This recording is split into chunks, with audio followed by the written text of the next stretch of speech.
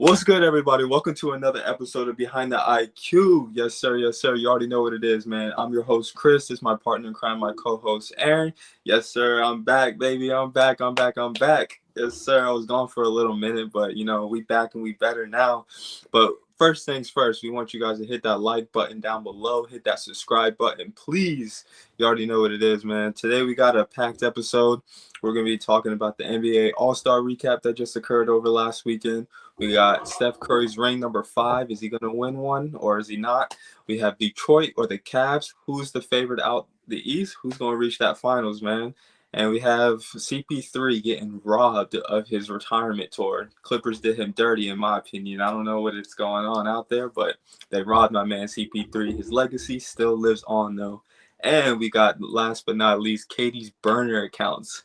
We already know how Cade's burner accounts are acting like out there. But first things first, man, let's just go ahead and dive right into it, Aaron. We got NBA All-Star recap. I want to know your take on NBA All-Star. What was your opinion? What did you think Well, about the whole format and everything? hey, let's get the celebrity game out the way because Okay. that's as usual, whatever. Saturday though, we come down to Saturday. 3-point contest was amazing. Yes. A book Dame. They gave us a showdown, one for the ages.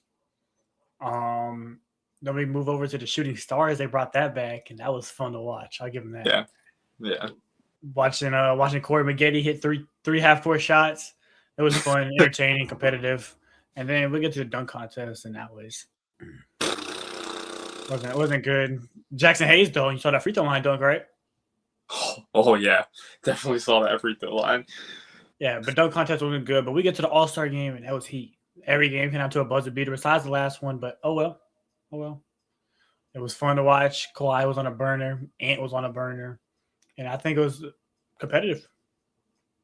Yeah, no, it was definitely competitive. I mean, I was still trying to get used to the format. I mean, I was trying to figure out why it was like that with 2 USA teams and then 1 world team.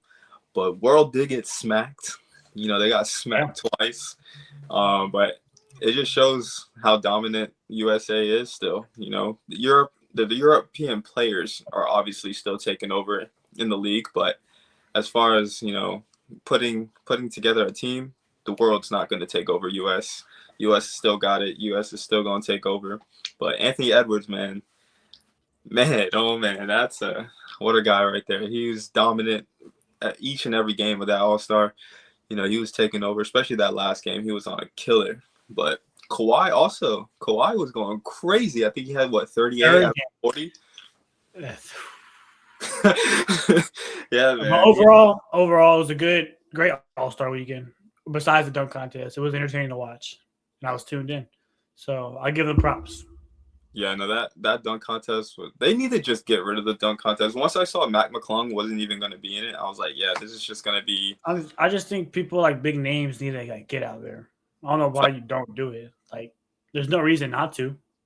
They say it's LeBron James' fault, why the dunk contest is what it is now, because, he never went to the dunk contest and he's a glorified superstar, but we haven't had a good dunk contest since when? Since Zach LaVine and Aaron Gordon? There's definitely some good ones in between, like Hamidou Diallo. He had some good. He was fun to watch. So can't hate on them. But LaVine and Gordon, that would never be tops. Yeah, because that was just unbelievable. But as far as like the NBA 3-point contest, I thought that saved the All-Star last year, and it was heat again this year. I feel like that's never going to be like going downhill. That's never going to have a stock down at all when it comes to the NBA 3-point contest, because they always have some heat three-pointers. I mean, my pick of the 3-point contest, I thought was going to win, but he didn't. It was Khan. I really had high hopes for Khan, but he kind of shit at the bed. But Dame, come on, man, torn Achilles off of one leg and pants, just coming out there stroking, man, just coming out there with heat. He wasn't missing. Just stroking, I guess, huh? Yeah. Pause. But yeah, dude, like Dame Lillard was going crazy in that 3-point contest. It just shows like how lethal of a shooter he is, and even with the injury, he still lights out. And just imagine when he gets back healthy and he gets that ball in his hand, he can be more mobile and he's gonna take over. I can't wait. I'm excited. But he definitely killed that Yeah, 3-point his contest. Blazers team gonna be nice next year. They really are, though. They really are. Yeah, That's but gonna be hey, it was a good. It was a good weekend. I'll give him that. I liked it. I yeah. enjoyed it. So Yeah, no, I enjoyed it too. I think it still needs to be just East versus West. That's my only thing. I just want it to be just keep it old school, keep it classic, just East versus West, call it a day. Because I feel like it's traditional. yeah, just keep it traditional. I feel like they're just spiraling and scattering and just putting all these different types of scenarios on how to fix the All Star game, which is like the All Star game is going to be the All Star game. They're either going to try or they're not going to try. A lot of them don't try, and that's just what it is. That's the story. Luka and Jokic are not going to try in the NBA All Star game. It's just not going to happen. And you already know how Jokic's attitude is, so he's nonchalant and he's just like, it's whatever. It's gonna be All Star game. What do I need to play? So other than that, just keep it traditional. Keep it Yeah. traditional. But anyways, moving on from the NBA All Star, I want to know your take on Steph Curry. Nope. Please, I need it. I need it. I want to know. Anyways, to get it quick and done. Yeah. But man, look, I mean, he can get a fifth ring. He can get a fifth ring. he can. Kristaps need to play at an all-star level and stay healthy. Yeah. And we need the bench players to keep playing well and score the ball. Curry needs to go crazy. Defense needs to be on locks, but that is like high expectations compared to what we've been doing. So, yeah. But in a 7-game series, like with the experience that we have, I could see it happening. Mm-hmm. Maybe a first round, get past the first round, but I don't think we win a chip. Not without Jimmy. No, this year for Steph to win a chip without Jimmy, that's like what, a 2% chance of that actually happening. But we do. But yeah, Gary next year. if Curry wins a chip this year, though, that puts him like top 4 all time. Oh, absolutely. Dude, can you imagine if Steph won a ring this year? My God, like there would be no conversation on who's the best point guard of all time. There would be no conversation if Steph like top 5. There just would not be any conversation if he won this year with the talent that he has on his team right now. So that would just be incredible. But for next year, with a healthy Warriors team, obviously Jimmy's not coming back at the start of the season, but if we get to see Porzingis, Jimmy, Steph, Dre, with a nice bench unit, hopefully we get to keep Melton on the team. It's a long time away.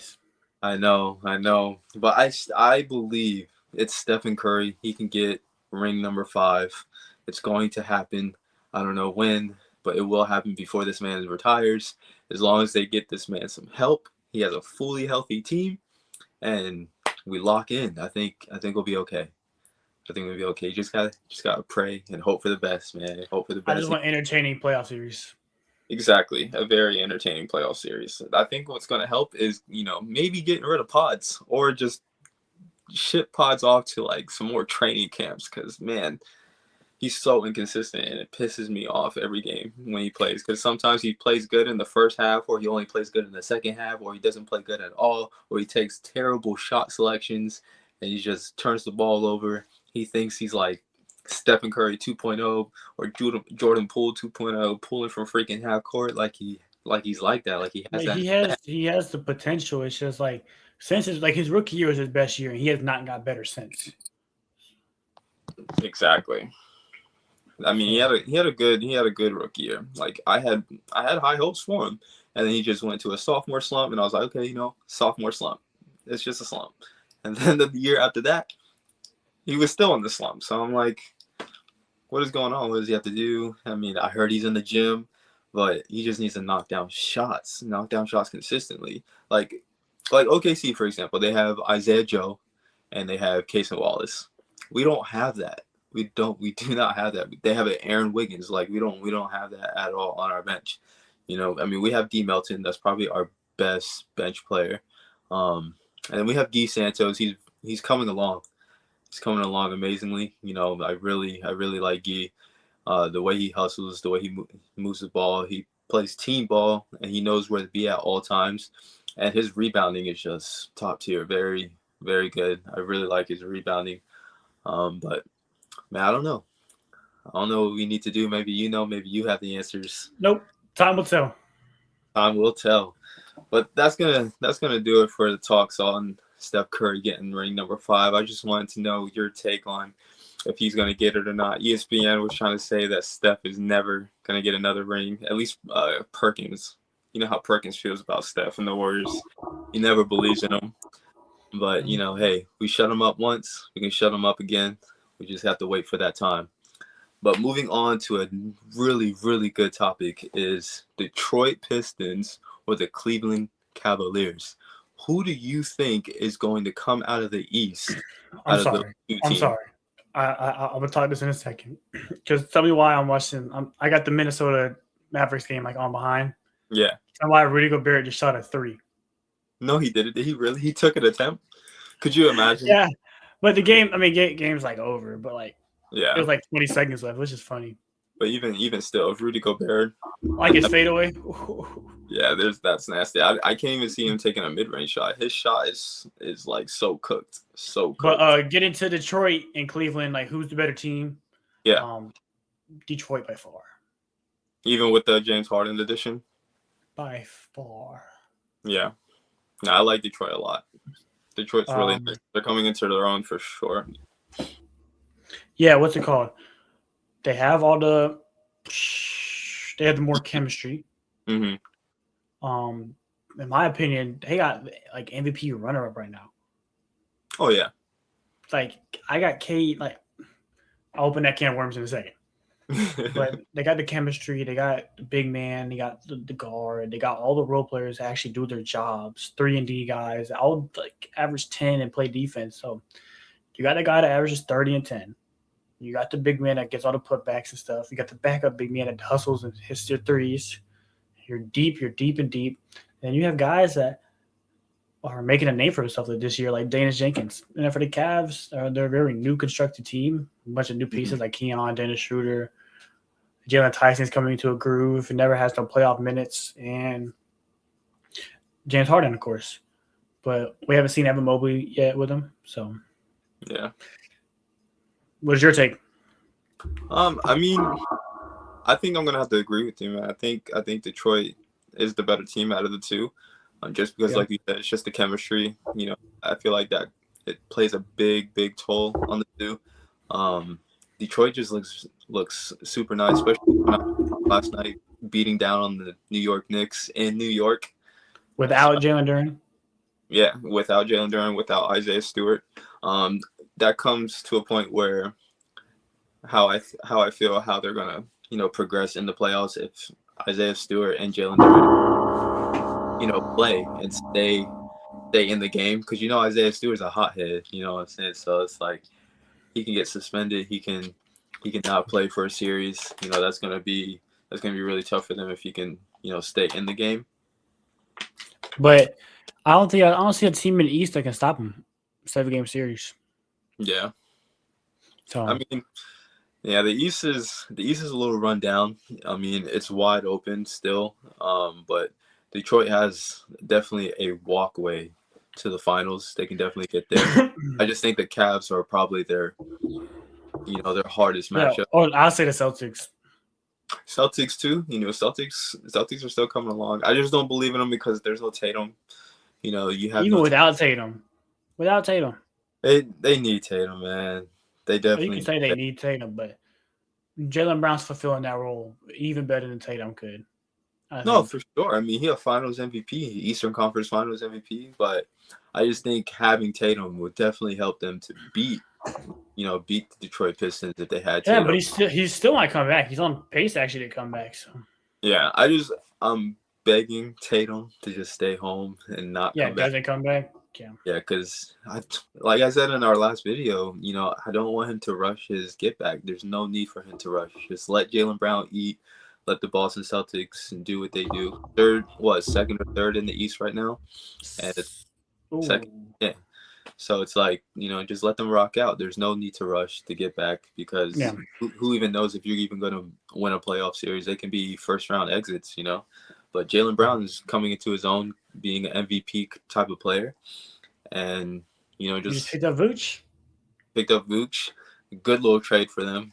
good little trade. I think getting rid of Anthony Simons was much needed, only because they weren't really utilizing him as, the way they should. And, he's over there feasting in Chicago, and I think it was great for both parties. But adding Vucevic definitely helps Boston. It's gonna be interesting on how they look next year with Tatum in that lineup as well. Yeah. The Pistons play Thunder twice in the next month or so. Mm-hmm. So I'll be ready for those games. Tune in. The Pistons have the best record in the league. So Hopefully Shai plays. I don't think Shai's playing the next one, but he's playing the one after for sure. Okay, so that's the one I would really be interested in. It's just the one with Shai, because that's going to be a definite battle for sure. Cade versus Shai, man, that can settle a lot of MVP talks. So we both believe that Detroit's better, right? Think Cavs? Yeah. Right now, yeah, as of now. Okay, let me open up a can of worms. Go ahead. Cade Cunningham is second MVP voting right now. Is he? No, for me. Like, if I was voting, I'd have him second. Yeah, no, I'm not gonna argue. Behind Jokic, or maybe even I could even put him above you say above Jokic. Like, I love Jokic, averaging like a 30-point triple double. But what Cade's doing is crazy.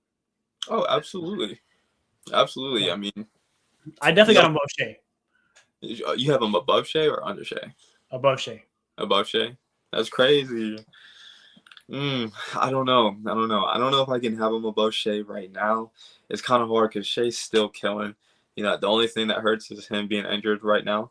No, I can't say that one, because Shai's played one more game than him still. So like one more game than Cade.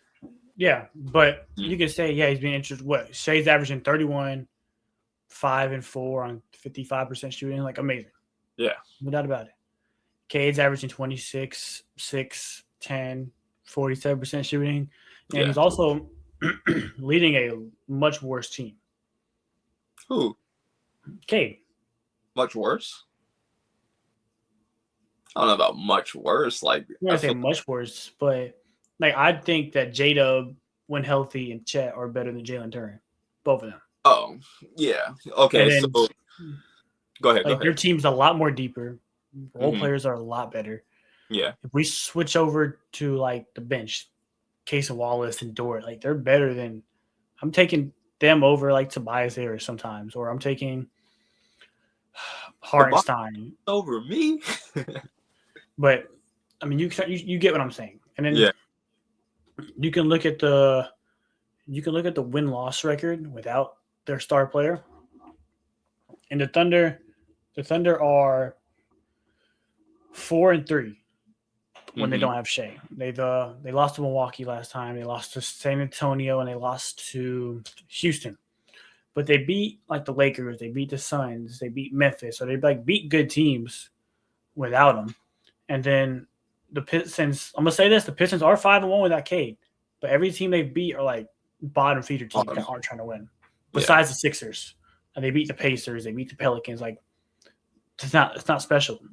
And I think like Cade Cunningham, he's leading the team better. And it's not like Cade Cunningham was a one side of the ball player. He's averaging two and a half stocks. Like he's a great defender too. And he's not scared to take shots. Like and they have the better record. Like that's my case of why I think he's better. Well, you said Detroit has a better record? Yeah. They have a better record than the Thunder right now? Yeah. Oh shit. Damn. Okay. I haven't had a chance to look at the standings, but I didn't know they were ahead of Thunder right now. Cade just had 42, 13, and 8 against New York. I think if Cade Cunningham beats the Thunder twice this year, both times, and if he even outperforms Shai, there's no reason not to have him low. Yeah, no, for sure. That's what I'm saying. Like, that's why I'm looking forward to that matchup, the second game they play them. And I just want to see how that battle is going to look like between Shai and Cade, because I feel like that's going to settle a lot of MVP talks. But I wonder. I don't think Jokic can even be in discussion to win MVP because he can only miss one game. But he's not like an injury-prone type of guy. Like, he doesn't really miss games. No, for sure. But it's only because so he can miss some games at the towards the end, closer to the playoffs. Like, what if he takes like a rest, where he doesn't play one game? I think what they would do is like like play him like a second and then take him out. Like they did with Mikal Bridges this one game. Yeah, I mean that's what I would do personally. Yeah, I can definitely see that. That would be funny. But yeah, he can only miss one game, which is crazy. Do you think they should change that threshold of the game's minimum? I know Curry's missed it now. Bron's missed it. I mean, 65 is crazy. Maybe like the 60. Yeah, Because 17 games, that could be like just like a month worth of injury. yeah. I mean, I like 55. I think 55 is a cool number. But yeah, 55 game minimum. But in general, I'm taking Cade over Shai. I'm not saying Cade is the better player than Shai. I'm saying right now, this season, what he's been doing, I'm taking Cade over Shai in MVP voting. Okay, I mean, I'm not mad at it. I don't think I'm mad at it either. You picking Cade over Shai because I hear a lot of people that have, Cade as an MVP, just for the way he's performing. So I don't see anything wrong with that at all. So I'm excited to see how it turns out at the end. It's just hopefully nobody gets injured, and please, facts, people just stay healthy, and they can actually perform. And we have a great battle. But I also want to know, like, in the threshold, like, what if Cade and Shai and Jokic, they miss the threshold? Then that'd be crazy. Exactly. So they're going to give it to Jaylen Brown? I'll give it to Jaylen Brown. Yeah. That's I mean. Or Luka. Yeah, that's what I'm saying. Like, it would either be Jaylen Brown or Luka. That'd be. But that's not going to happen. Yeah, that would be wild. Like, that would be really wild. I can see it happening, but that would be wild if it did happen. But we do agree that Detroit is the winner out of the two versus the Cavs. They can come out of the East. That's our winner for coming out of the East. Okay, we got Detroit. So moving on, I want to know your take on the Adam Silver thing that we got going on. Well, let me pull it up real quick. Yeah, go ahead, pull that up. I don't miss anything.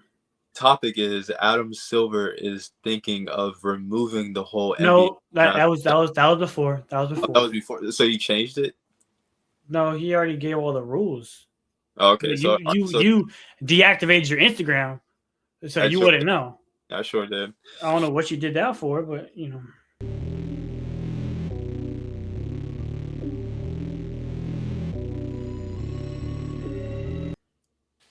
But yeah, go ahead. I'm trying to find it real quick, but it was 7 rules on like for like draft lottery to fix anti-tanking.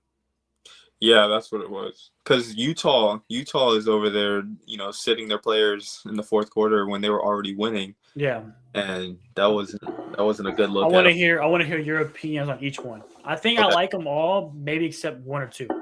Okay. All right, so we have lottery odds are allocated based on 2-year records. Okay. They all get implemented next year, so this year does not count. Okay. But you understand what that means? Yeah. Okay. You like it? I think it helps. I think it helps for sure. What is that noise in the background? I hit my desk. I'm sorry. Oh, but no. I apologize. You're okay. I was just wondering, but I mean, I think it helps. I mean, I'm not too mad at it. How you feel? I think it's fine. I'm ready to see how it kind of pans out first, but can't say much. Now, this one, I don't like this one. Okay. Teams cannot pick top 4 the season after making the conference finals. So, look like the Pacers this year. Mm-hmm. They made the finals, and then they got screwed over. Halliburton, boom. Yeah. Pascal's been hurt a little bit. Neesmith's been out so much. Nembhard, Obi Toppin, I haven't seen him play since October. Mm-hmm.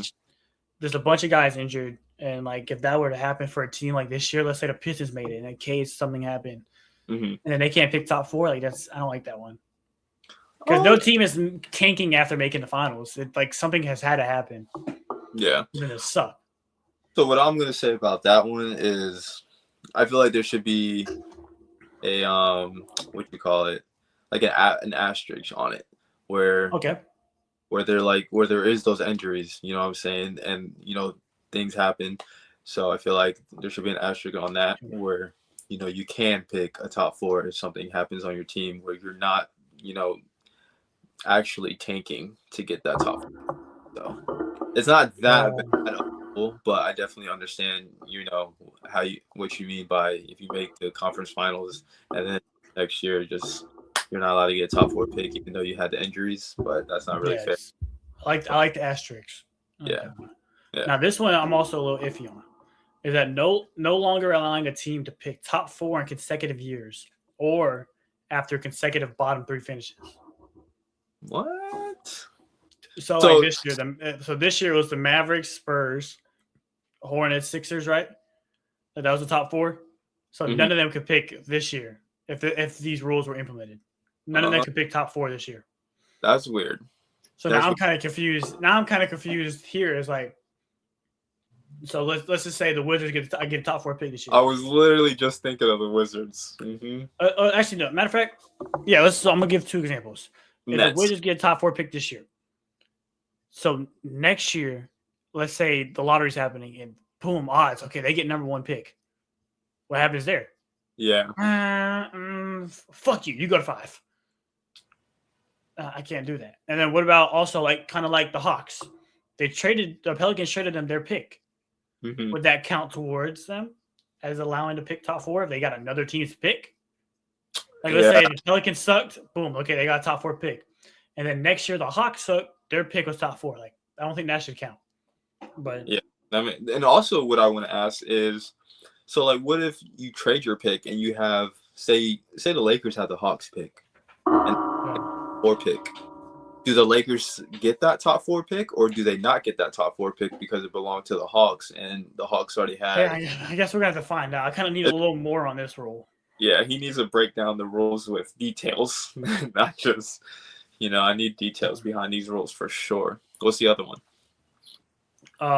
Fourth one is lottery odds freeze. Excuse you. Lottery odds freeze at the trade deadline or a later date. Can you say that again? Sorry. Lottery odds freeze at the trade deadline or a later date. Lottery odds freeze at the deadline or a later Yeah, date. like the deadline. Let's say like the Wizards were worst team, the Nets, the Blazers, whatever. Like that would be the odds. Like so, if you lose, let's say you lose the rest of your games. Let's say the 10 seed loses all their games and jumps down to 15. Oh Mm-hmm. well, you're not getting those odds. Like it's whatever the standings are I don't like at the that one. deadline. I don't like that one. Yeah, I know it's a little weird. I'm not too big fan of that one. I feel like that's doing the most. I feel like that's really doing the most. Yeah, I can see that. Okay, next one is first round picks can only be protected top 4 or top 14. First round picks can only be top protected. Can only be protected top 4 or a lot of protected. Interesting. So no more top 5 protected, no more top 10, top 20. Mm-hmm. Just lottery or top 4. You like that one? I mean, That's fine. I'm neutral. I'm not mad at it. I'm not like, oh my God, It's fine. but I'm just neutral. I'm like, whatever. It's fine. It's cool. That one's not too bad. That doesn't ruin the league. Now this one's a little interesting. Is lottery extended to include all playing teams. So like you could be like the Warriors could be a 10 seed. Make the playoffs be a 7 seed. Yeah. And they still get in. They still get a lottery chance. And they can jump up to number 1. That'd be insane. Now, okay, as a Warriors fan, I would love that. But as a basketball fan, I don't know. I don't know if I'm messing with that one. That one's a little weird. Yeah. I feel like if you make the playoffs, you shouldn't have even a chance. Yeah, exactly. Maybe if you're a 10th seed and you're in the play-in, I feel like you should have the chance of getting in the lottery. But, other than that, nah. You ready for the best one? This is the last one. Flatten odds for all lottery teams. Flatten odds? So you could be the worst team in the league, or you could have won 50 games and missed the postseason. And y'all both have the same odds. What? Yo, that's crazy. That's interesting. Crazy. That's a wild one. That's crazy. That's weird. That's weird. I wonder who came up with that rule. It's weird, but like I feel like the lottery is gonna be so fun to watch. Yeah, yeah.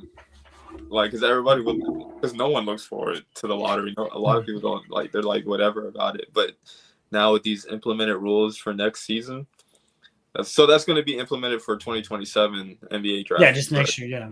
Okay. So Okay. like no team is gonna be able to like actually tank because you like Yeah. what's the point of pulling out your players? It doesn't matter. Yeah. Every Dang. team's gonna try to like win. Yeah. I like that one personally. I actually do because I mean at least that gets every team to try hard every game. You know, Yeah. you can't have a day off. You know, you can't pull out your players and you can't forcefully lose on purpose. You know, like say it's the Wizards versus the Thunder. You know, the Wizards can't just forcefully lose just because everybody thinks they're already going to lose. You know, you got to actually play. You got to actually play hard.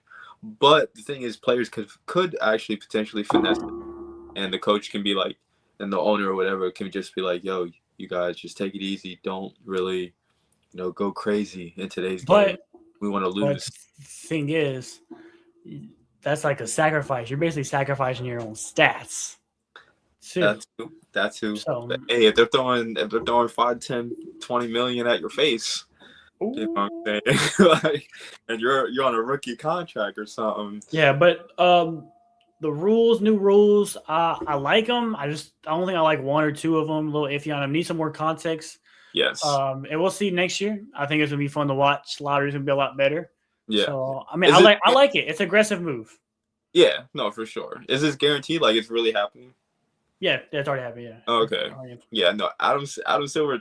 As soon as Utah made that move in that game, Adam Silver took charge and. But it's good to be aggressive. Like I don't hate it. Like I like it. Yeah. No, I'm not hating on it at all. I'm so glad they didn't do that no draft shit.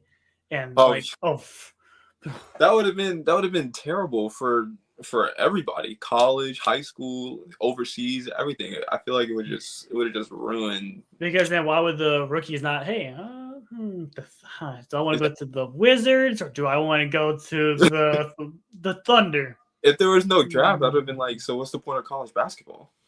Yeah, you know what I'm saying? Like weird.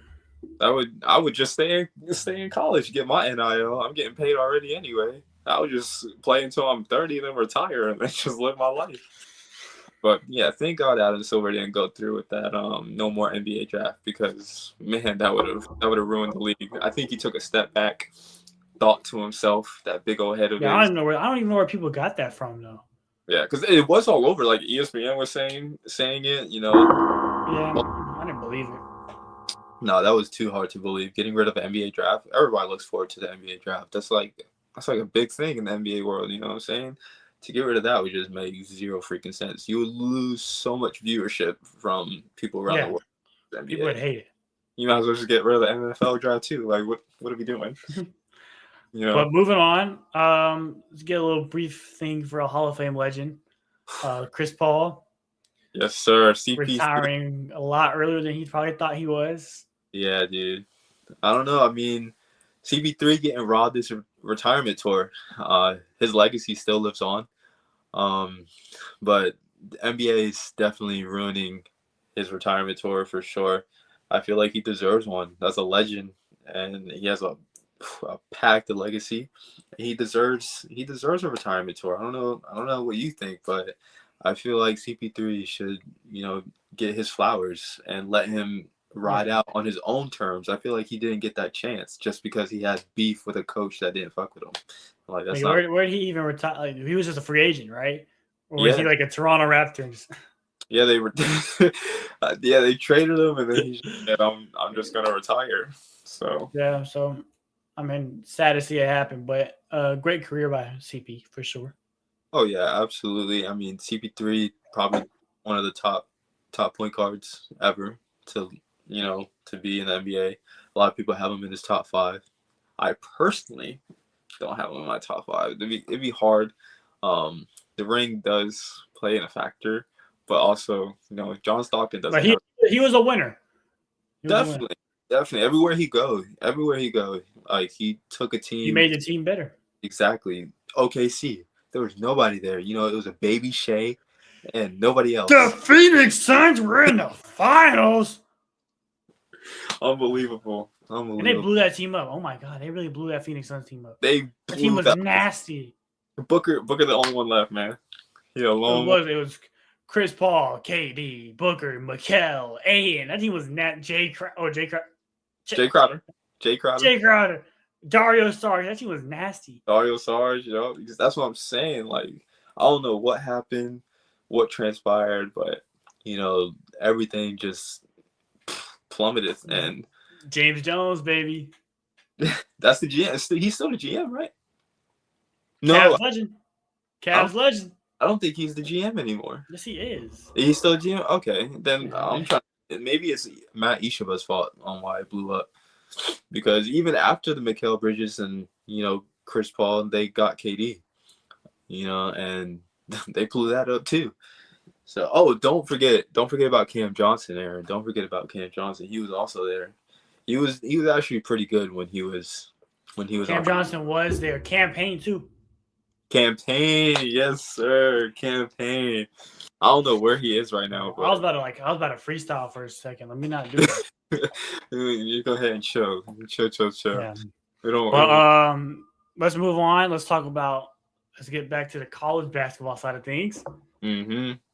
We had a packed week, and tomorrow's gonna be some great games. But I was just yeah. I want to get to Monday, where we get Arizona. Arizona got 2 losses in the last week, but let me make sure I get my dates right real quick. But got some injuries happening too. We'll start off with BYU's Richie Saunders tore his ACL. It's going to hurt them a lot, but AJ's been killing. But I hate to see him go. It's his last year. He's not going to be like a drafted player, obviously. Maybe a G League guy, but he was a bucket for sure. And then JT Toppin, I hate to see him get hurt. It absolutely sucked because Texas Tech, they just beat Arizona. That's a team that could go far in March Madness like they did last year.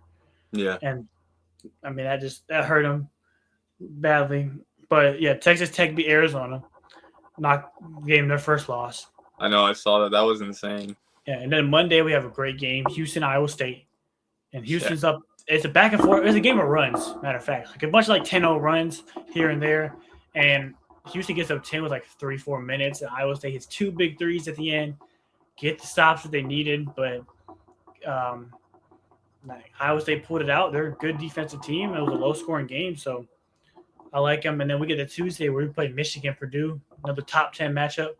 Michigan kind of just wipes them out the water a little bit. It was an 11-point game, but it was a lot farther than that. And then, like I said, JT Toppin hurt himself on that day. And then Wednesday was a good night for hoops. I don't know if you were watching Arkansas-Alabama. Who? Arkansas-Alabama. That was the game of the year. I only saw highlights. I saw what's his name take off. Darius Acuff is my second favorite point guard in the draft. And also, if you're watching and you haven't seen my mock draft, I'll go check it out. Yeah, go check that out, guys. Go check out the mock draft video. Please. Acuff, 49. Could have had 50, missed a free throw. Ewing for Arkansas was missing those lobs. It was put back. I was so mad. Mm-hmm. But LeBaron Fallon also had a great game. And it was 117, 115, double overtime. Bama pulled it out. So we'll have to see in the upcoming rankings if Arkansas is still ranked. But just a great night. BYU lost Arizona. But AJ had 35. He was killing. And then let's get to tomorrow's games. We have a great doubleheader. We have Houston, Arizona at Houston at 3 o'clock.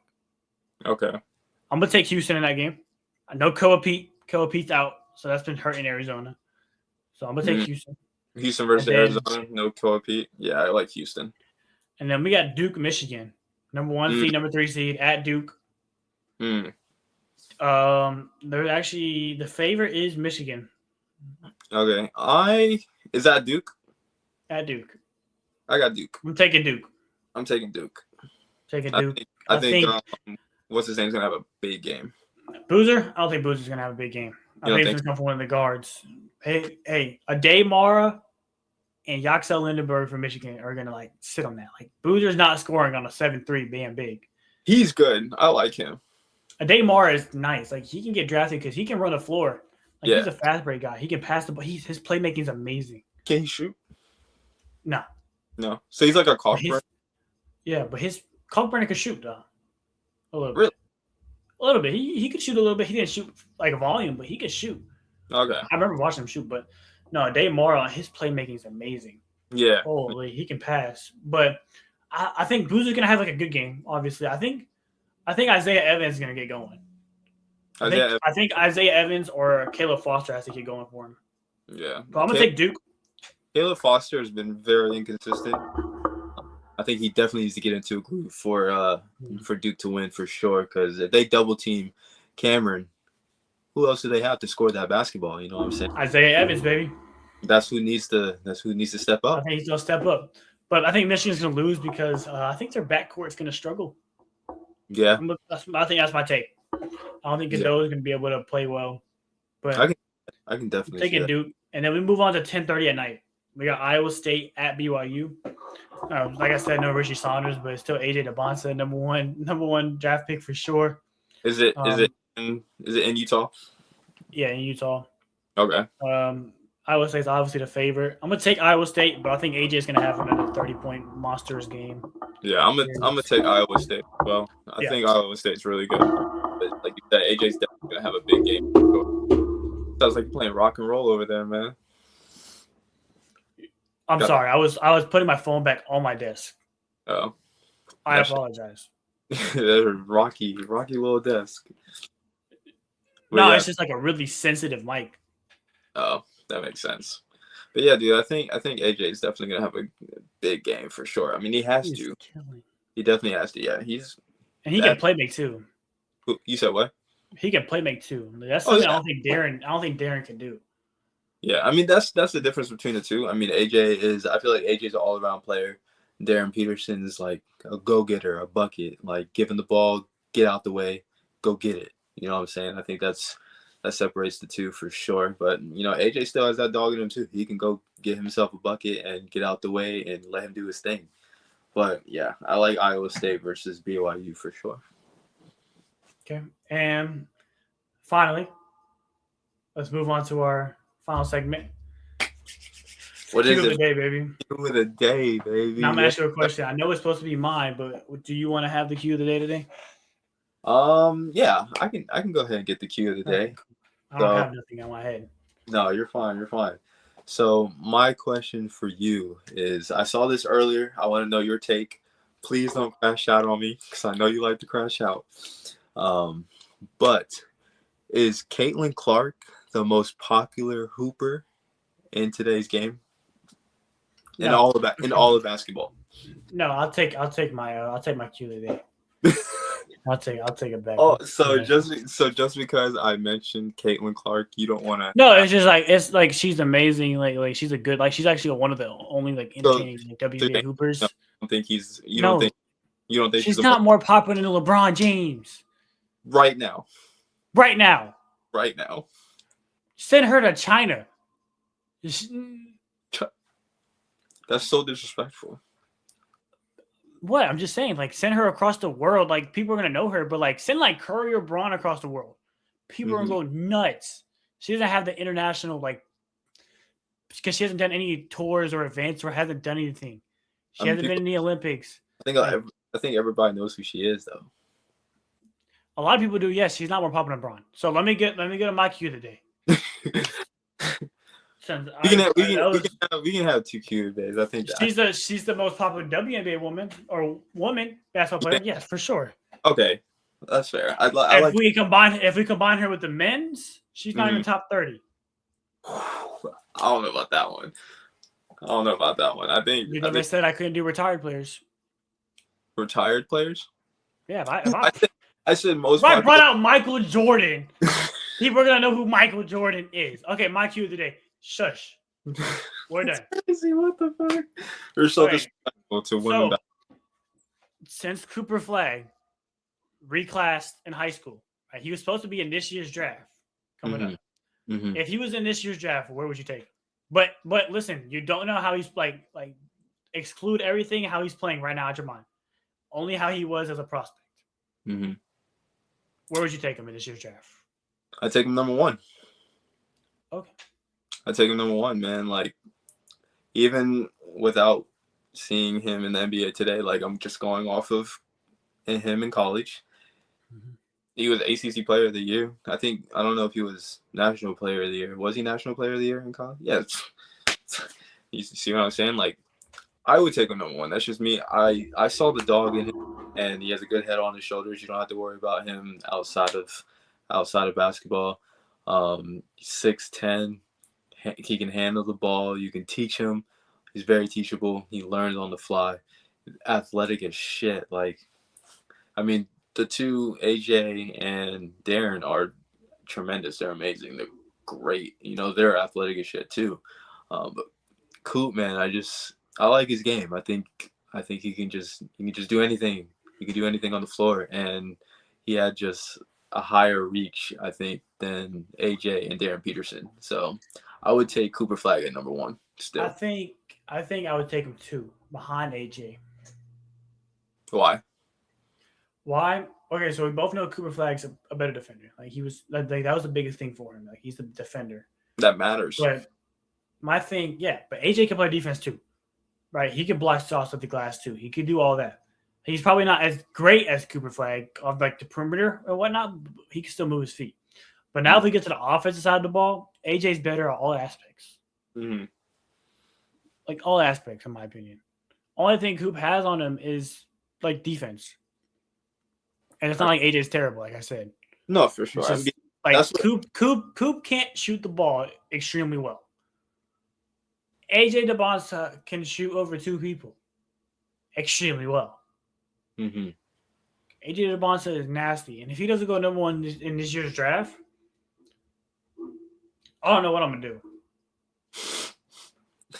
I can see him not going number 1. I wouldn't be surprised, you know. But he definitely should be number 1. He's always been the number 1 prospect before. He can fit anywhere. He can fit anywhere 2 through 4. Yeah, shit, 1 through 4. Honestly, if you put him in the right position, yeah, maybe. If you play him with Jason Cade, you could definitely put him at the 1. You know what I'm saying? That's pretty good. That's pretty good. That's the first time you made me laugh ever. Yeah, that's why you capping to the people, man. But yeah, I definitely like Coop at number 1. That would just be my take. You know, that's it. That was a good question. That was a good question too. I still think Caitlin Clark. Nope. Hey, Luka Doncic got 17 though in the first quarter. I don't care about him. I care about LeBron James. Hey, J. Cole. Hey, guess who's going to see Cole? Me. Cole in Tampa, man. Cole in Tampa. Shout out to Cole World. Cole World. That album. What do you rate that album? 10 out of 10. It's not his best album, but I think it could be second, maybe third. You're saying like his second best album? Yeah, I think it could be second or third. I got For Your Eyes Only number 1. Like For Your Eyes Only number 1, just because of how good it is, the story it tells, and then you have For Your Eyes Only as a song itself, 9 minutes. That is my favorite. That's my favorite hip hop song of all time. I got Forest Hills Drive, and then I got For Your Eyes Only, and then I have Friday Night Lights. But man, this album that he just dropped is heat, man. I'm thinking like I'm really debating between kind of For Your Eyes Only. I'm really debating between Forest Hill Drive and The Fall Off. Like which one's better? Yeah. And it's hard because Forest Hill Drive is iconic. Got no the hits. No skips. No skips. But The Fall Off has no skips either. Yeah, that's true. Well, the first song I didn't, I didn't like. It's not even. I can't even call it a skip because it's only 50 seconds, and it's like. Yeah. And it's actually a nice tone to listen to. Like I mess with it. My boy Yusuf, he didn't like the song with Future, the first song with Future. Run a Train. Run a Train. He didn't like it. He said it was cringe. What do you know about you, man? No, I mean I love that album. I think everything's like good. Oh yeah, from top to bottom. That album's really nice. Oh, that's not very good. Man, I'm having like a shoulder injury. I don't know what's going on, but I need to get that checked out for sure. But Aaron, I think that's going to wrap up today's episode, man. I don't know about you, but I think we dived into everything. I haven't asked you like what was your favorite Cole song on that album though? My favorite Cole song? Like top 3. Everybody's been asking. My favorite. Everybody has a different top 3 though. That's why it's so good. So, I think if you listen to For Your Eyes Only, people have like kind of a similar like top 3. yeah. You can't have that with the Fall Off. Yeah, the Fall Off, because And he's singing like a motherfucker. Yeah. I mean, the Fall Off had so many songs, so definitely everybody has a different top 3. But my top 3 is funny. We have like 3 Qs of the Q of the day. But my top 3 for Cole's album, this is no order. I don't want to put it in order. I want order. I can't. I don't have an Do order. it. So, Over You with Burna Boy. Quick Stop. I thought it was Only You. That's what I said. You said Over You. Did I say Over? Okay. Only You with Burna Boy. Quick Stop. Man, I listen to Quick Stop like every freaking morning before I go to work, or even before I get ready for class. And then for third and final, man, the third and final one, Let It Out. I got that one. Let Out? Okay. Yeah, Let Out. I got that one. How about you? What is your 3? For the people in the world. 39 intro might be his top 3. I got 39 intro and LeBron's hurt. And the what? Oh, LeBron's okay. He's flopping. Thank God. Please. Please don't I got 39 intro. I got Bombs in the Ville hit the gas. Because just like it's like, okay, he kind of grooving, and then it switches to that little dance, be like, damn. Yeah. And then you get to like the Snow on the Bluff vibes. I love it. That's my favorite verse on the whole album. Yeah. And then you I got that at 2.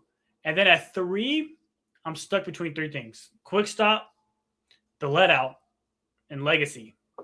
Legacy's really good. Because when he was singing, matter of fact. No, you can't copyright. I'm not. You're right. Anyways, like when he started singing, like I've been texting you, like that's so fire. Like he went to a singing coach for it. I know he went to a vocal coach for this album for sure, because he was definitely on his singing vibes in this album. This is the most I've seen him do singing in any of his albums, so I know he went to a vocal coach for it, for sure. And I already knew he could sing, though. Like, if you listen to She Mine Part 1, Part 2, that was he. A lot of people don't know about that album, though. 4 Years I Only, a lot of people don't even give it a listen on repeat, but that's one of his top albums, you know what I'm saying? Best album. For you, yeah. No debate. That's because that's your era, but there's 2014 Forest Hills Drive have For Your Eyes Only on it? Huh? No, it doesn't. No, but that 9-minute song is perfection. 4 verses of straight storytelling about his homeboy. Yeah, no, it was solid. Perspective. It's not better than Forest Hill Drive. I can't do it. But I guess that is going to wrap up today's episode, man. We appreciate you guys. We love you guys for tuning in every episode.